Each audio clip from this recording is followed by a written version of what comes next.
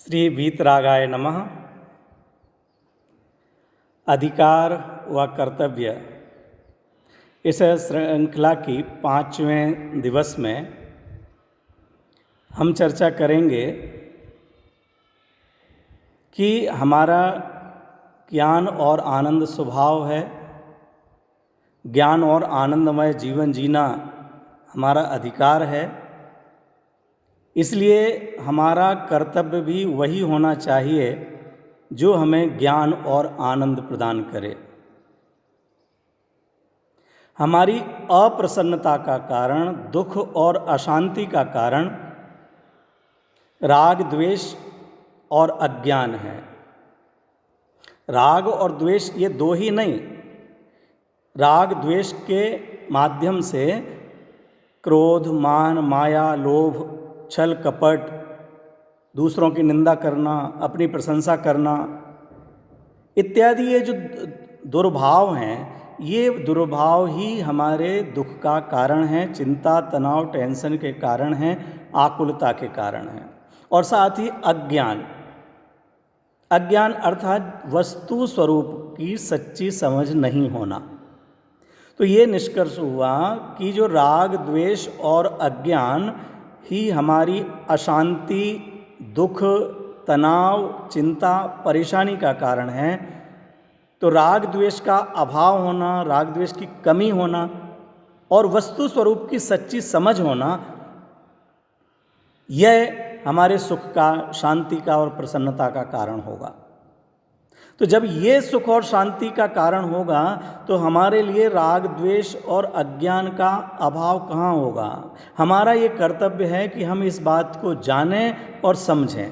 हम ये नहीं कह सकते हैं कि हमारे पास साधन नहीं है या समझ नहीं है। हमें जो मनुष्य जन्म मिला, भारत जैसा देश मिला, इस भारत देश में हमारे लिए यह साधन वर्तमान में उपलब्ध हैं। हमें उतनी बुद्धि प्राप्त हुई है जब हम बड़े बड़े व्यापार कर सकते हैं, राजनीति कर सकते हैं, खेल सकते हैं, पारिवारिक संबंध बना सकते हैं, बढ़ा सकते हैं, खान पान, परिधान, श्रृंगार के नए नए साधनों को आविष्कार कर सकते हैं, उनका उपयोग कर सकते हैं।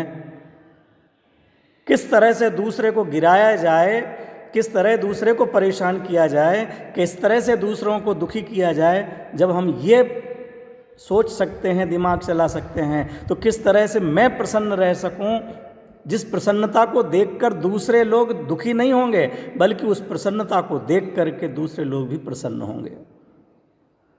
सत्य पर आधारित जो प्रसन्नता है, उस प्रसन्नता पर दूसरे भी प्रसन्न होते हैं। उसमें सबसे पहला कर्तव्य है कि हम किसी ऐसे व्यक्तित्व की पहचान करें जो सदा सर्वदा प्रसन्न रहता हो, आनंदमय जीवन जीता हो, परम शांतमय ही जिनका जीवन हो, दुख का रंच मात्र भी जिनके पास नहीं हो, और जो दुख के कारण हैं ऐसे राग, द्वेष और अज्ञान जिनके पास नहीं हो, जिसे शास्त्र की भाषा में कहेंगे जो वीतराग और विज्ञान, वीतरागता और सर्वज्ञ, सम्यक दर्शन, ज्ञान, चारित्र के भंडार हों। और ऐसे जो 18 दोषों से रहित और 3 लोक 3 काल के ज्ञाता, लेकिन उन 3 लोक 3 काल को जानते हुए उनसे प्रभावित नहीं होना, उनको प्रभावित नहीं करना, अपने आप में लीन रहने वाले ऐसे अरहंत परमात्मा का सच्चा स्वरूप हमारे ख्याल में आना चाहिए। वह स्वरूप, ये हमारा बड़ा भाग्य है कि हमारे लिए ऐसे जिन धर्म की प्राप्ति हुई, जहाँ पर इस प्रकार के भगवान हैं, इस प्रकार के देव हैं, जिनका नाम स्मरण मात्र, आचार्य कुंद कुंदाचार्य देव, अमृत चंद्राचार्य देव लिखते हैं प्रवचन सार जी में, जिनका नाम स्मरण मात्र भी मन को पवित्र करता है। जिनके गुणों का स्मरण किया जाए तो मन में पवित्रता आती है, जिनके स्वरूप का स्मरण किया जाए तो मन में पवित्रता आती है, राग द्वेष कम होते हैं, कषाय भाव मंद होती है। हम क्यों नहीं ऐसे देव का स्वरूप जान करके उनके चरणों में नतमस्तक होते हैं।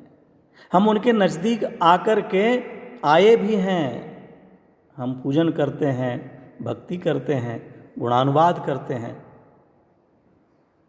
लेकिन क्या उनका गुणानुवाद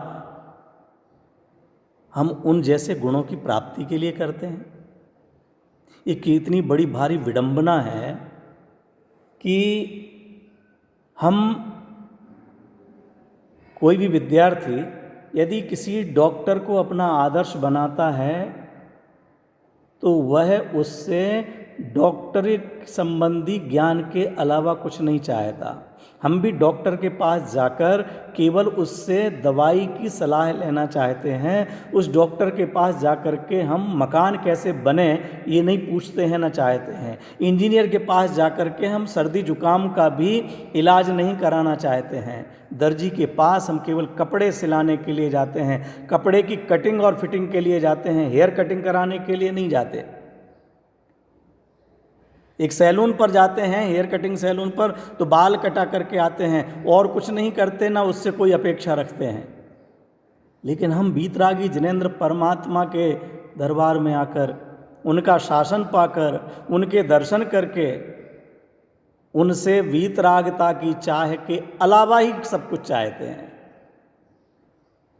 हम उनसे बेटा बेटी चाहते हैं, हम उनसे रोग दूर भगाना चाहते हैं, हम उनसे परिवार में शांति चाहते हैं, हम उनसे व्यापार चलवाना चाहते हैं, हम उनसे अपने अपराध माफ़ करवाना चाहते हैं। जो अपराध किए हैं उनकी सज़ा ना मिले ये उनके सामने निवेदन करते हैं, लेकिन हृदय से कभी यह निवेदन नहीं करते कि मेरे हृदय में अपराध का भाव ही उत्पन्न ना हो। जिस तरह से आप निर्दोष हुए हैं, जिस तरह से आप निरपराधी हुए हैं, हे भगवान मैं भी कैसे ऐसा निर्दोष हो सकूं। जिस तरह से आपने कर्मों का अभाव किया है, मैं कैसे कर्मों का अभाव कर सकूं। ये हमारा पहला कर्तव्य है कि देव की पूजा करें। पूजन का मतलब केवल अष्टद्रव्य चढ़ाना नहीं है। उन अरहंत सिद्ध आचार्य उपाध्याय साधु के गुणों को जानना, उनके स्वरूप को पहचानना, उनके गुणों का स्मरण करना, उन गुणों की महिमा आना।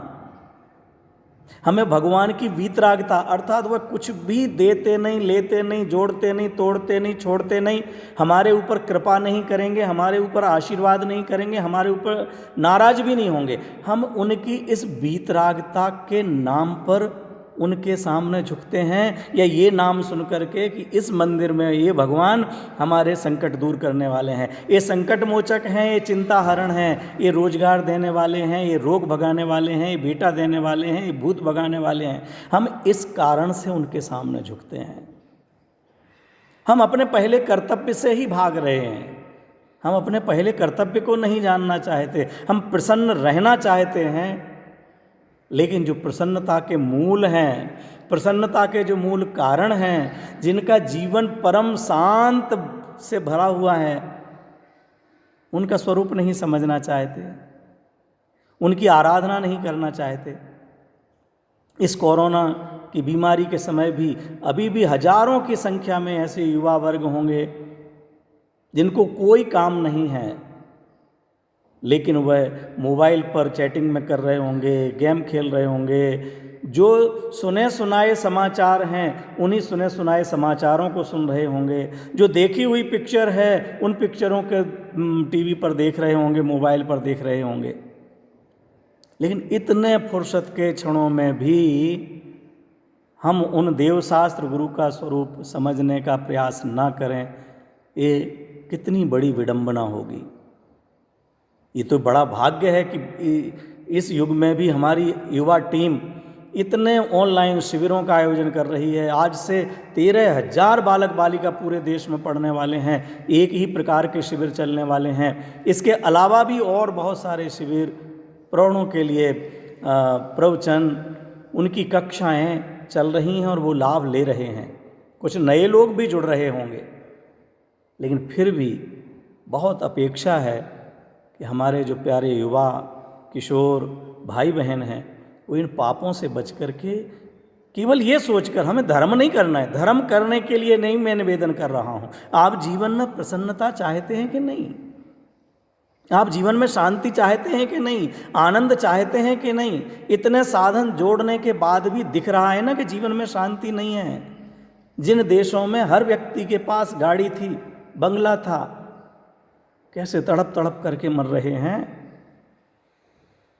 जिन देशों में विकसित देश कहलाते थे, जो दूसरों को सहयोग करते थे, जिनके दूसरों देशों पर दादागिरी दिखाते थे, वह कुछ क्षण की दिखने वाली बाहर की दादागिरी थी। आज देखें तो वो देश में कैसे नागरिक तड़प रहे हैं, कैसे हाथ जोड़ रहे हैं, कैसे रो रहे हैं, कितने अशांत चित्त हैं।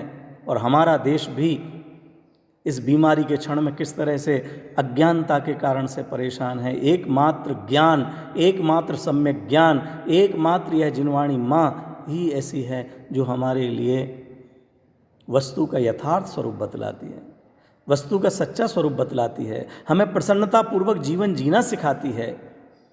हमें जो परम शांत और परम प्रसन्न चित्त हैं, जिनको किसी पर क्रोध नहीं, राग नहीं, द्वेष नहीं, जन्म नहीं, मरण नहीं, भूख नहीं, प्यास नहीं, विस्मय नहीं, विस्मय नहीं, लोक में उनको ये विस्मय नहीं हो रहा है भगवान को कि ऐसी बीमारी कहाँ से आ गई। क्यों नहीं है विस्मय? क्योंकि वो सर्वज्ञ हैं, उन्हें सब पता है कि ऐसा ही होना था। जो हो रहा है वह अनहोना नहीं हो रहा है। मित्रों, मेरा आपसे इस श्रृंखला के माध्यम से यही कहना का भाव है कि हम अपने कर्तव्यों की पहचान करें, लौकिक कर्तव्यों की भी पहचान करें। उसकी चर्चा हमने 3 संदेशों में की है, बहुत कम समय में की है। मैं चाहता हूँ केवल 10-12 मिनट ही आपके बीच में रहूँ। आप बहुत कुछ दूसरा सुनते हैं, समझते भी स्वयं हैं ही, लेकिन मेरा ही राग, मैं भी फुर्सत के क्षण में हूँ और सोचता हूँ कि कुछ नए लोगों तक कुछ बात पहुँचे, जो अपने स्नेही जन हैं उन तक अपनी बात पहुँचे, और वो कुछ यदि आगे बढ़ते हैं, थोड़ा सा भी कदम आगे बढ़ाते हैं, अपने नज़दीक आते, कदम बढ़ा करके बाहर नहीं जाना है। बाहर तो हम गए हुए हैं, सरकार ने हमें बाहर से अपने घर तक में बैठाल दिया है।